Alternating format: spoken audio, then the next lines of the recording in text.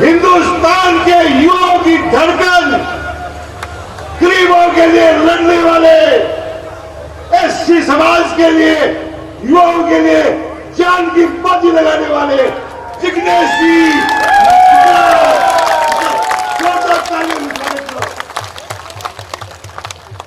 अब आपके बीच में हमारे राजस्थान के वरिष्ठ नेता रहे, राजस्थान के मंत्री रहे, 7 बार विधायक रहे, पंडित गौरलाल जी शर्मा के सुपुत्र, हमारे पड़ोस से सरदार श्री उम्मीदवार, जोरदार तालियों से स्वागत करो।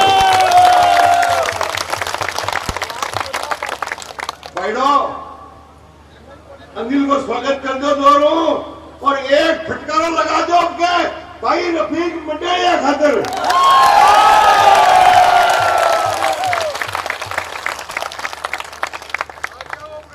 अब मैं युवाओं की धड़कन, हिंदुस्तान के वो युवा जो संविधान की रक्षा करते हैं, जिग्नेश जी को आमंत्रित करता हूं, आइए संबोधित करिए। कहना चाहूंगा, जल उठी है समाबादी दिए में, जल उठी है समाबादी दिए में, अब क्या डरना तूफानों से। जिग्नेश जी मेवानी। मंच पर उपस्थित सभी हमारे सम्मानीय साथी, थोड़ी देर में गोविंद जी हमारे बीच में उपस्थित होंगे। यहाँ पर उपस्थित टीचर साहब गोविंद राम मेघवाल जी, अनिल शर्मा जी, मनोज मेघवाल जी, रफीक मंडेलिया साहब, मंच पर सभी सम्मानीय साथी,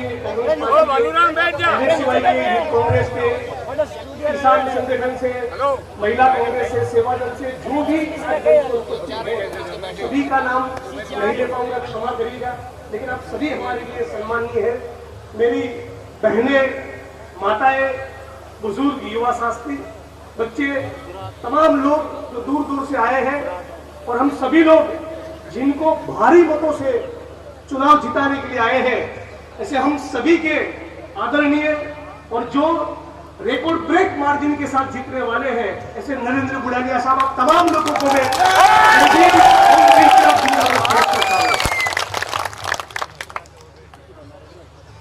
गुजरात में एक नरेंद्र मोदी है और राजस्थान में नरेंद्र बुढ़ानिया है।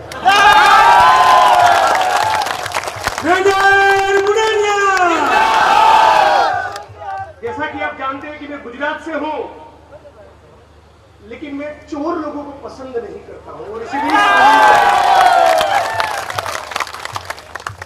आज राजस्थान में किसी से भी बात हो, पिछले 30 सालों में यह पहला ऐसा चुनाव हो रहा है, पहली बार पिछले 30 सालों में जहां बात योजनाओं पर हो रही है। अब राजस्थान के चुनाव के जितने भी न्यूज चैनल के डिबेट है, जितने भी अखबार है, जितने भी जनसभाएं हैं, उन सबका निचोड़ निकालो तो 2 शब्द कॉमन तौर पे निकल कर आते हैं। एक है अशोक गहलोत की कांग्रेस सरकार ने काम किया है, और दूसरी बात योजना यहां पर लागू हुई है। आने वाले दिनों में मोदी जी आएंगे, सवाल ही नहीं बनता कि वो झूठ न बोले, वो उनकी फितरत है। राजस्थान में आएंगे, महिलाओं के बीच में झूठ बोलेंगे, किसानों के बीच में झूठ बोलेंगे, और युवा साथियों के बीच में झूठ बोलेंगे। एक बार हमारे गुजरात में, मेरा विधानसभा क्षेत्र वडगाम बनासकांठा जिले में है, तो वहां मोदी जी आए और क्या भाषण किया, भाइयों बहनों तुम हैंडपंप चलाओ, हैंडपंप से खनिज तेल निकले।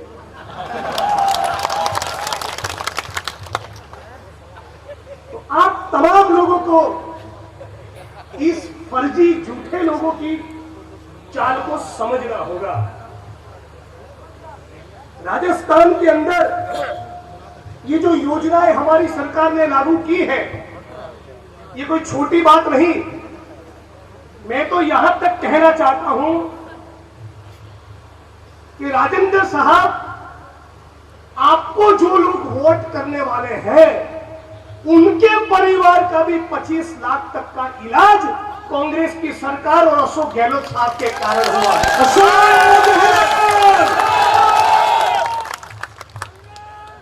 25 लाख तक की चिरंजीवी योजना, महंगाई राहत कैंप, इंदिरा रसोई, मनरेगा की योजना को इतना जबरदस्त लागू करना कि 1 करोड़ लोगों ने उसका लाभ लिया है। 1 करोड़, ये कोई छोटी उपलब्धि नहीं है। हमारे गुजरात में, गुजरात के विकास के सारे वादों के दावों के बावजूद ये आंकड़ा कभी 30-40 लाख को क्रॉस नहीं करता, जिस गुजरात को वाइब्रेंट नंबर 1 कहते हैं। और राजस्थान में, जहां की इतनी भयंकर बेरोजगारी पूरे मुल्क में है, उस परिस्थिति में राजस्थान के अंदर 1 करोड़ लोगों को मनरेगा योजना का लाभ मिला है। 1 करोड़ लोगों को विविध पेंशन योजनाओं का लाभ मिला है। और करीब करीब 1 करोड़ ऐसे लोग हैं जिनका बिजली का बिल माफ हुआ है। ये राजस्थान की सरकार का काम है। जुमलों पर ताली बजाना वो एक बात है, और सच्चे काम पर ताली बजाना वो दूसरी बात है। और इसीलिए आप तमाम लोगों से अनुरोध करता हूं कि मंच पर ये कांग्रेस पार्टी की कोई जो टीम खड़ी है, उनके लिए, गोविंद डोटासरा जी के लिए और पूरी राजस्थान कांग्रेस और अशोक गहलोत साहब के लिए इतनी जबरदस्त तालियां होनी चाहिए कि पूरे भारत में संदेश है कि योजना कहीं लागू होती है तो राजस्थान की धरती पर लागू होती है। राजस्थान वीरों की भूमि है, त्याग और तपस्या की धरती है, शहादत और बलिदान की धरती है। तो सचमुच यदि आरएसएस और भाजपा की सरकार इस राजस्थान की संस्कृति को, राजस्थान की परंपरा को दिल से यदि प्यार करती होती तो अपने शासनकाल के दौरान ये योजनाओं लागू की होती, लेकिन कभी ये योजनाएं लागू नहीं की। लेकिन आपके बीच में एक ऐसा नेता है, नरेंद्र बुडालिया साहब ने, मैं यहां आ रहा था, किसी से मैंने फीडबैक लिया कि इनके लिए मैं जनसभा करने जा रहा हूं, क्या है उनका ठोस काम। तो सारे लोगों के मुंह से एक बात निकल कर आती थी कि जो लोग नरेंद्र बुडालिया साहब को इतने सालों से वोट दे रहे वो, और वो तमाम लोग जो उनके खिलाफ है, वो, उन दोनों का काम नरेंद्र बुडालिया साहब ने किया है। और वो इस कदर किया है कि 130 किलोमीटर लंबी कैनाल के कारण करीब करीब 90,000 से लेकर 1 लाख किसानों का भला हुआ है। 30-35 हजार हेक्टर जमीन को सिंचाई मिली है। और दूसरी तरफ वो प्रत्याशी है जिनको चुरू छोड़कर भागना पड़ा।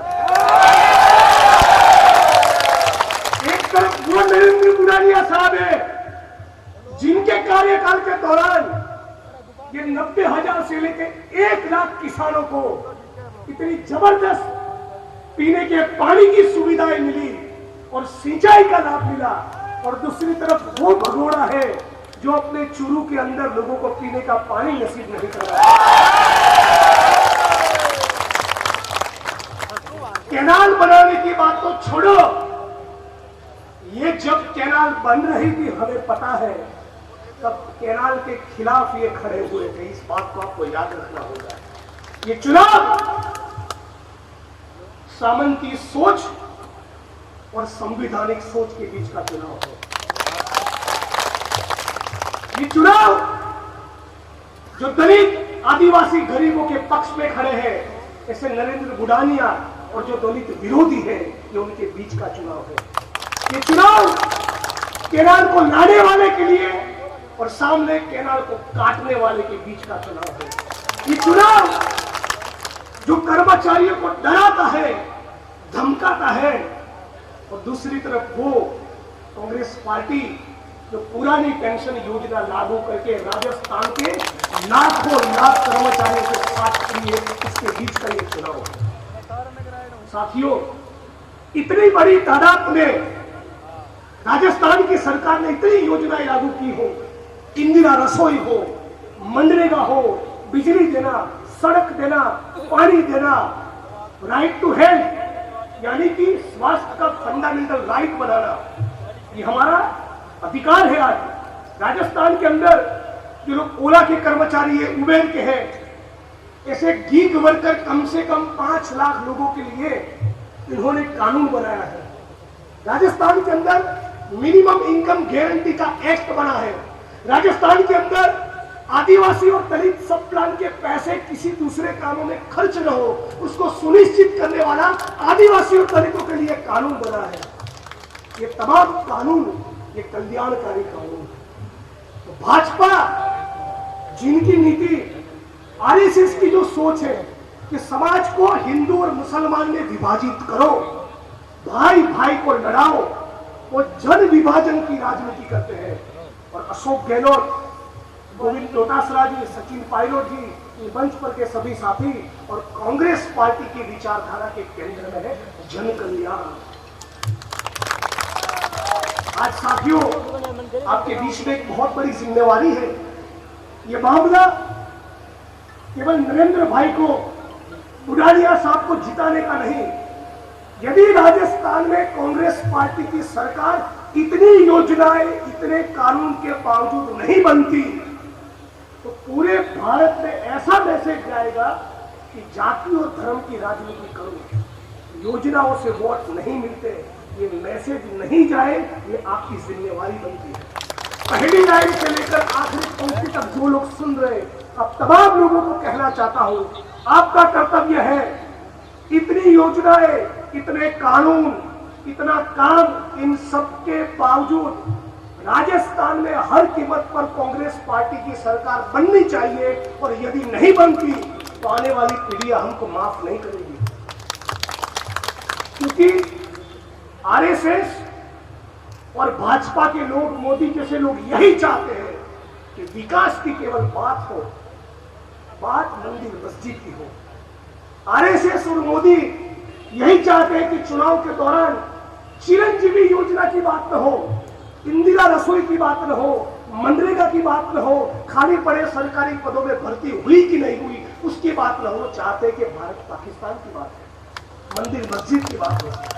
मैं आज कहना चाहता हूं जो कबीर साहब ने कहा था, जाति न पूछो साधु की, पूछ लीजियो ज्ञान, मौन करो तलवार का, पड़े रहो दो ज्ञान।